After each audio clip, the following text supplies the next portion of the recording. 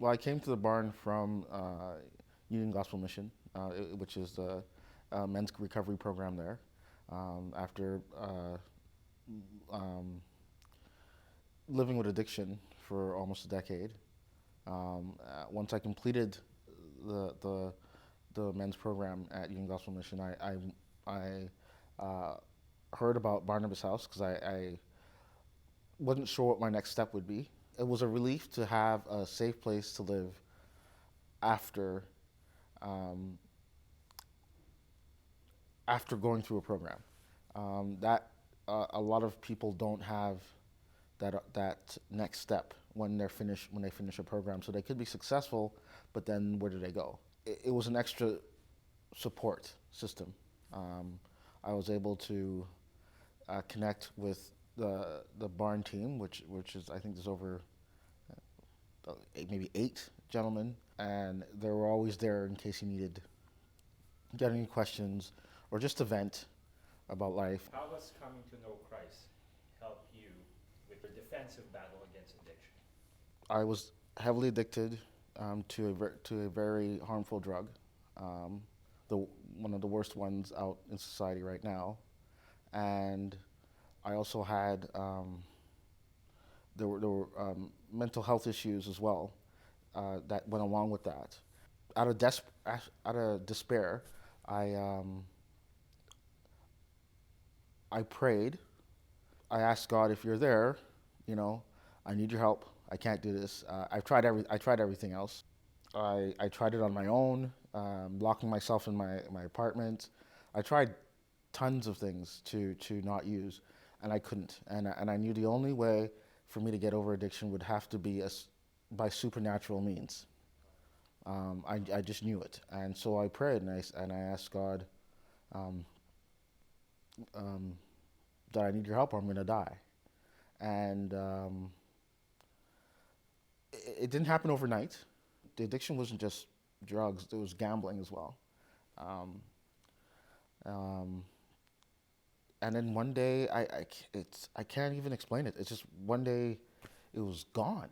Like it was one moment I was trapped, sitting in a house full of addiction and paraphernalia and needles and then next thing you know, I was able to say I was strong enough to say no. God gave me back the right to the ability to choose. So when you become addicted, you lose your ability to choose because you're addicted.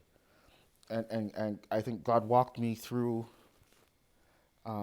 recovery to a point where now if it's up to me in that I can say no. Like if I go back out and use, it'd be me. I'm no longer addicted. Not only was I no longer addicted, the gambling ceased. I quit smoking um, cigarettes, and that was something I never thought could happen. And one of my biggest issues was um, I had several suicide attempts, and the medication I was taking my medication, but wasn't doing it. And all of a sudden now I don't feel that anymore. It's almost scary because you you get used to the hell that you're in, and then it's gone, and you know it's God. I know it's God. I mean I can't. That's the only thing I did different.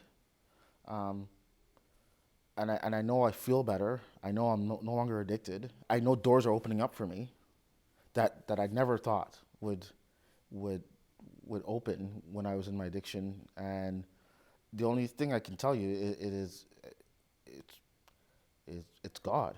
There's like I don't know how he did it, but I know he did it.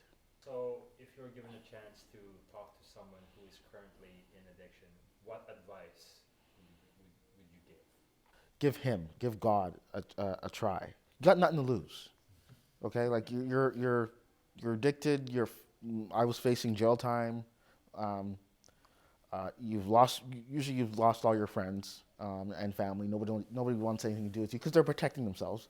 Um, and you're alone, the most you have is a backpack. That's usually the way you end up. And uh, so you got nothing to lose. Just pray and ask. Ask. He's knocking. Ask, and you'll be surprised of the outcome. Christ died for me because, well, he loved me, loves me, and he knew that he was my only chance. I didn't. Otherwise, I was doomed. If Christ didn't wasn't there, I wouldn't be here right now.